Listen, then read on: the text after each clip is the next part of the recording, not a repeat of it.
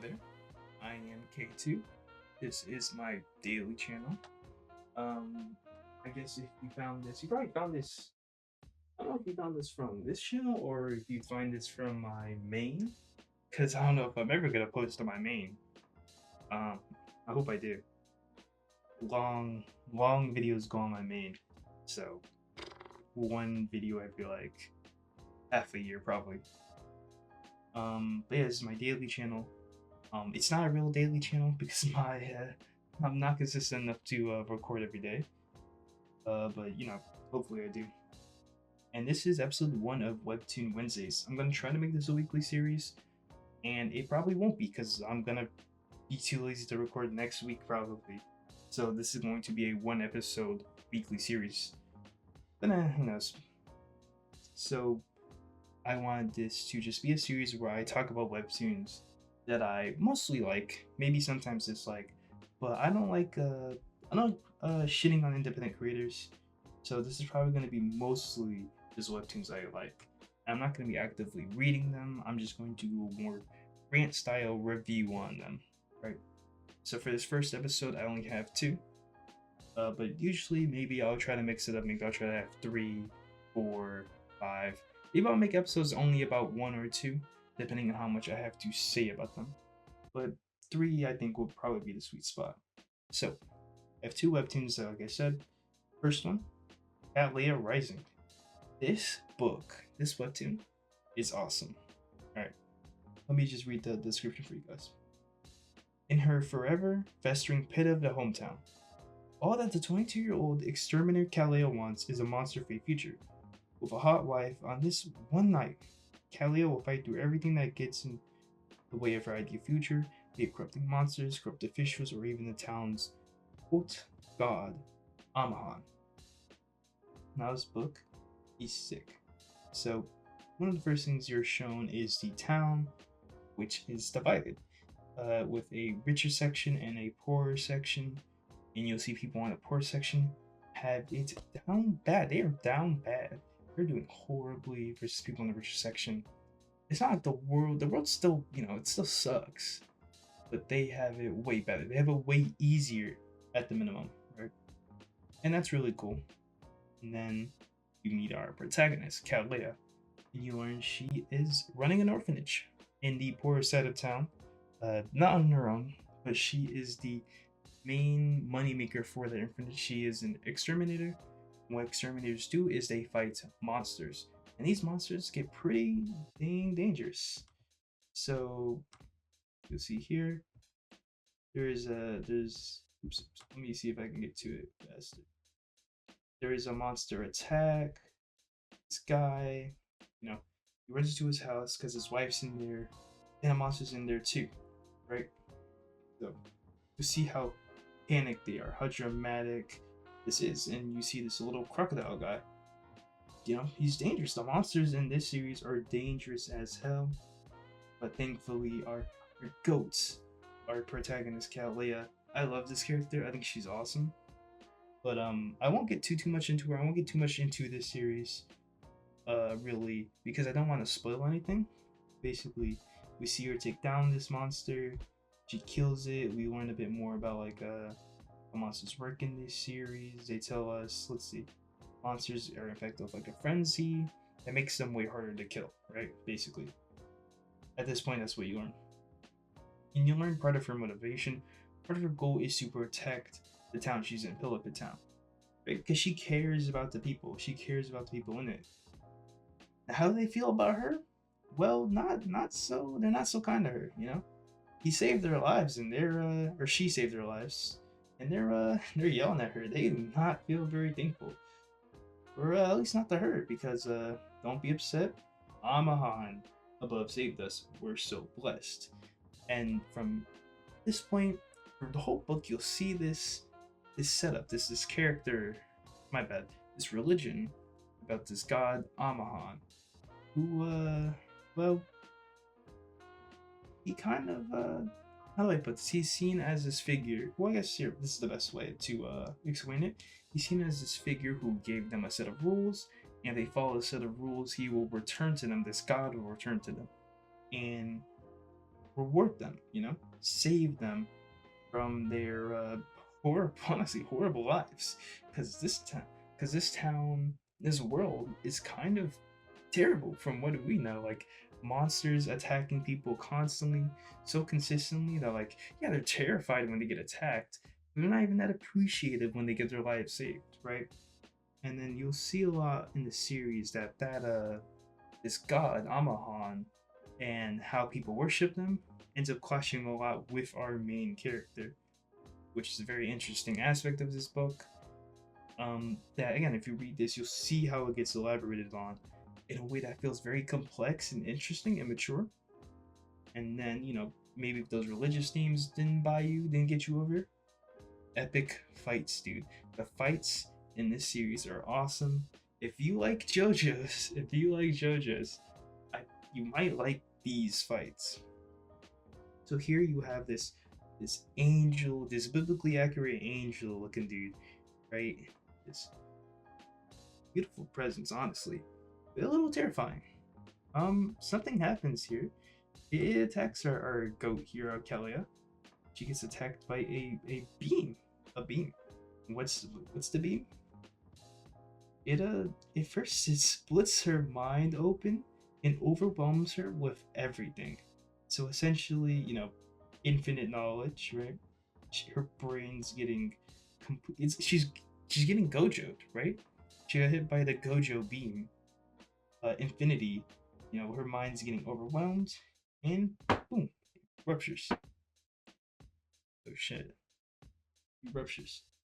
So it messes her up, and you're like, okay, now everything is spinning inside her head. And the way they talk about this is very JoJo, very JoJo's. Like they just say it like it's just a normal thing. Everything is in my head, right? Pretty hilarious. So this is the power of everything. You're like, okay, how are we gonna get this everything out of our main character's head? Life-saving concussion. This is the most JoJo's thing ever. I'm not gonna get too much more into this fight, but dude, it's sick. It's great. And the fact that like our main character's actual solution to being hit with this overwhelming amount of information is I have to give myself a life-saving concussion. That's awesome. That's so sick. Like honestly, that's so creative. I just love it, And if that hasn't won you over, cool fights don't win you over, cool characters don't win you over, cool religious themes don't win you over. It's Yuri. It's Yuri. The main character, all they want, beautiful life and a beautiful wife. So you have a pentagram here, I think. So you have Ising or Ising. She helps run the orphanage, and you see the devotee co-parent. She's really, honestly, I like all of the romantic interests in the back. They're all like really interesting, or at least kind of cool. Like they seem like they might be interesting in the future, but some of them are really interesting. Ising is one of those characters, or Ising, who I think is a very interesting character already, even with, this series is still in its first season, only on its mid-season break. And still, I think this character is really interesting. You have Sabol, the healer best friend. So she's, best friends with Kalia right now. And she's a healer. And she is part of a more well-off family, but she does operate on the poor side of town. You have Mig, the exterminator ex-girlfriend. So she also fights and slays monsters similar to Kalia, and she also has a history of Kalia, See the ex-girlfriend part. And she's really cool. I think she's sick as well.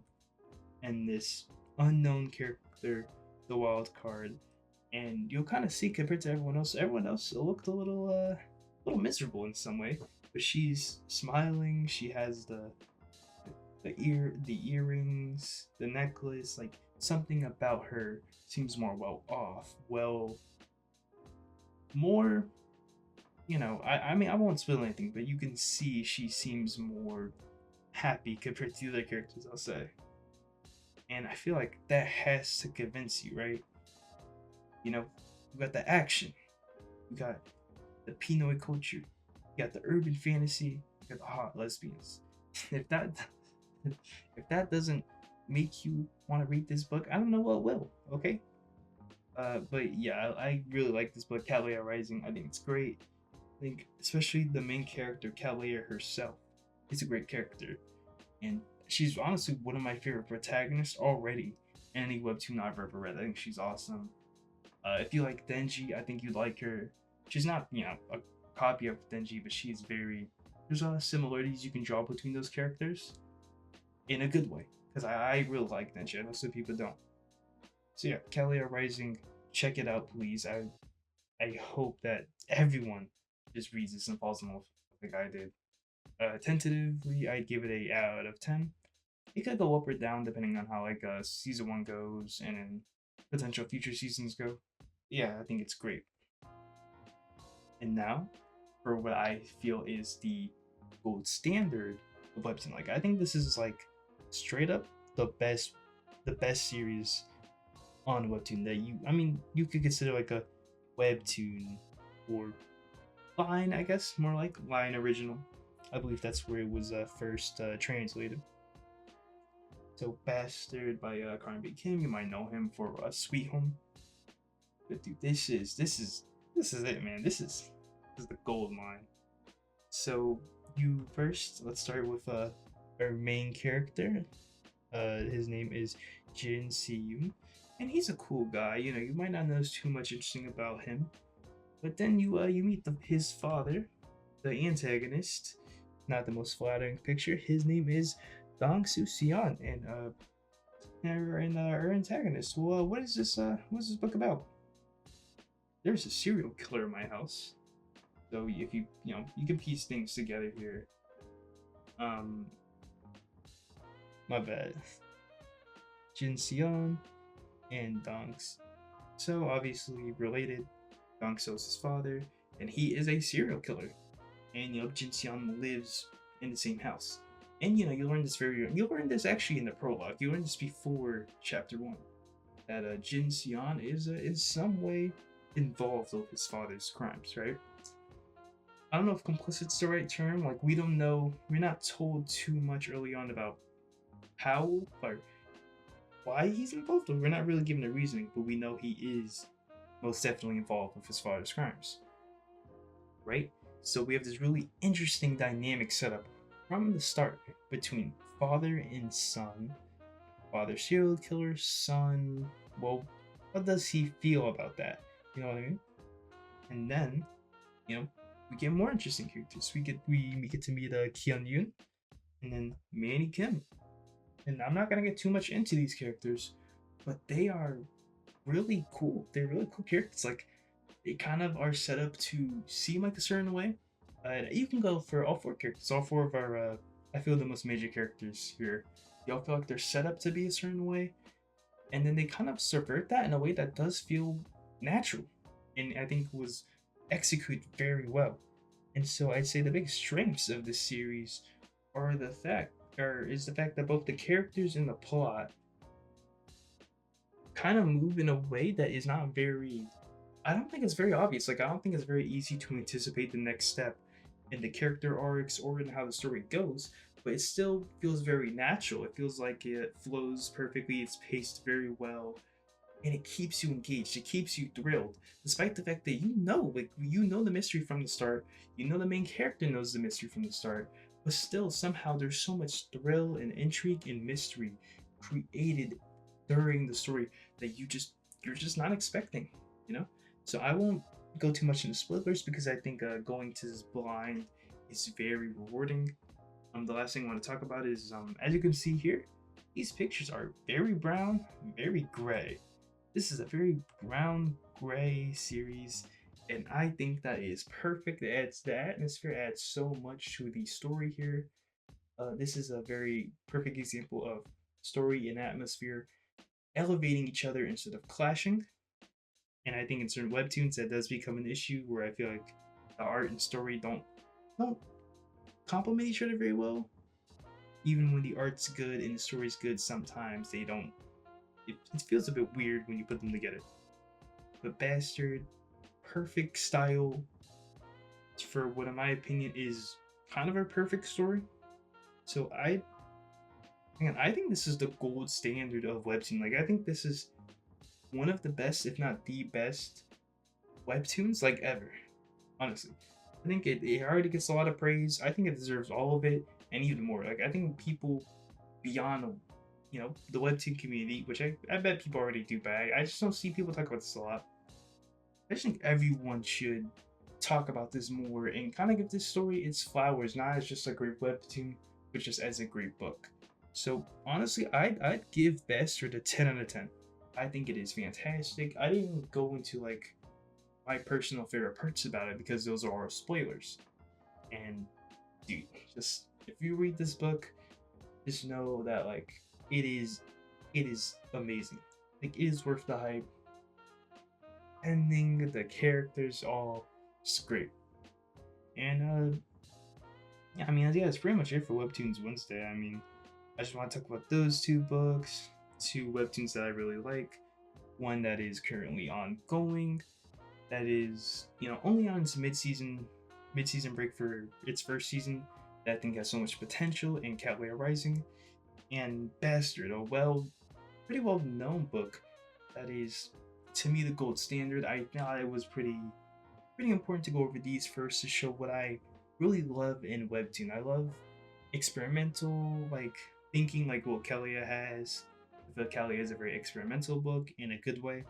I feel like Bastard is just very well written. It has very well written characters and plot, stylization, and I just thought it'd be important to set the standard of like these are some of my favorite webtoons, and then from there in other Webtoon Wednesdays you can see how maybe, especially if I'm more critical, why I view them in a more critical eye while I like these. And again, I didn't go too in depth. I just like this was more to get people to read these if they have not already.